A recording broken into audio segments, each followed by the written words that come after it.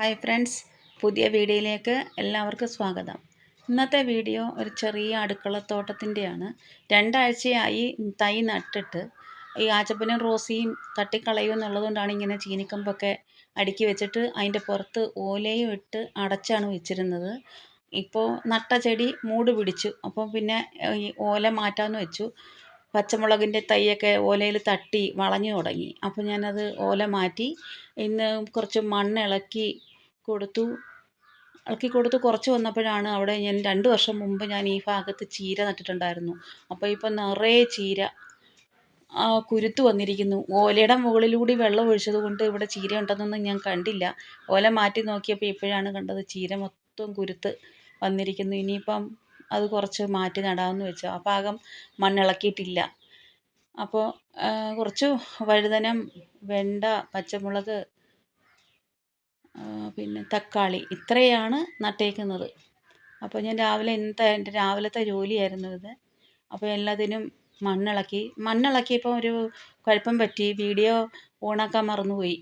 അവിടെ വെച്ചിട്ട് ഞാൻ തനിയെയാണ് എല്ലാം ചെയ്യുന്നത്. അപ്പോൾ ഫോണൊക്കെ കൊണ്ടുവച്ച് ഓണാക്കി എന്നാണ് വിചാരിച്ചത്. പോയി വീഡിയോ നോക്കിയപ്പോഴാണ് ഓണായിട്ടില്ല എന്ന് കണ്ടത്. അപ്പോൾ പിന്നെ വളവിടിയിലും വെള്ളമൊഴിപ്പും കാണിക്കാമെന്ന് വിചാരിച്ചു. പിന്നെ ലാസ്റ്റ് ഞാൻ വെച്ച ചെടികളും കാണിക്കാം. അപ്പോൾ അല്ലാതെ പറ്റത്തില്ല, അതിപ്പോൾ പോയത് പോയില്ലേ, ഒന്നും ചെയ്യാൻ പറ്റത്തില്ലല്ലോ. അപ്പോൾ അങ്ങനെ അതെല്ലാത്തിനും ഞാൻ വളമിട്ടു. എല്ലുപൊടിയല്ല, ചാണകപ്പൊടി ഇട്ടാണ് നട്ടത്. ഇപ്പോൾ ഇട്ടേക്കുന്നത് ചാരമാണ്. ഞാൻ ചാരം കൂടുതലും ഉപയോഗിക്കും കൃഷിക്ക്.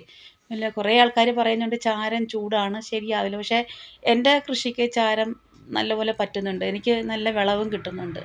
മുളകിനായാലും തക്കാളിക്കായാലും എല്ലാം ഞാൻ ചാരമിടും. അപ്പോൾ അങ്ങനെ ചാരം ഇട്ടാൽ മാത്രം പോരാ, നല്ല തണുത്ത വെള്ളവും നനച്ചു കൊടുക്കണം. അപ്പം ഞാൻ 2 പ്രാവശ്യം നനയ്ക്കും. രാവിലെയും നനയ്ക്കും, വൈകിട്ടും നനയ്ക്കും. നല്ല രീതിയിൽ നനച്ചു കൊടുക്കും.